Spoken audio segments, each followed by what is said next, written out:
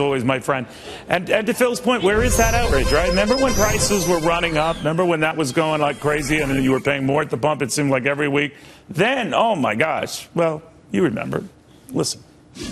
Americans are paying more than double for gas than when President Bush first took office. You know, Neil, what you haven't mentioned in the whole show, oil company profits. Get tough on big oil. The president refuses to do that. If their CEO is giving a retirement gift of $400 million, doesn't that bother you a little bit? So let me ask you this, Senator. When crude oil goes up, the average business is subsidizing that kind of greed? We are one accident or one terrorist attack away from oil at $100 a barrel, not just $75. We have no leadership. Well, naturally, when prices mysteriously go the other way, and they drop precipitously without any real adequate explanation, this supply and demand thing seems so cliche.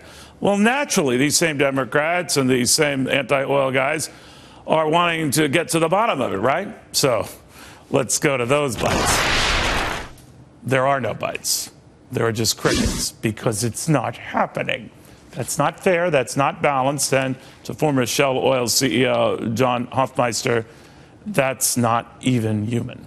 All right, John, the fact of the matter is that a lot of your old buddies and colleagues are losing their jobs. And I was thinking of Baker Hughes and Halliburton coming together, two oil service giants. At a minimum, they're going to lay off 27,000 people. And no one in Washington is crying about that. What do you make of that? Well, you get used to it, Neil. In other words, when prices go up, John, not on my watch. All jobs matter, but I digress.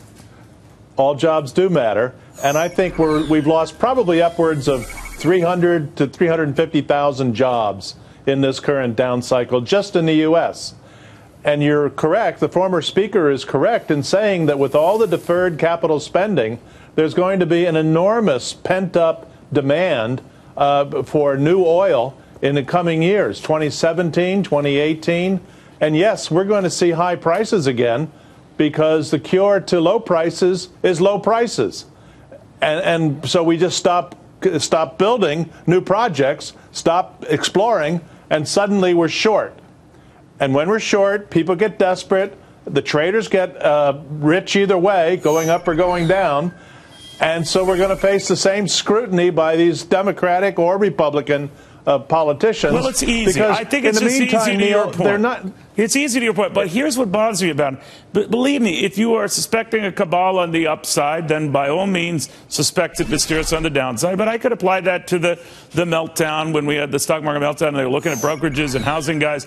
No one was complaining on the way up. No one was complaining when housing prices were increasing and family assets were soaring. No one really whined about that, even though there was ample evidence to suggest it was a bit of a bubble.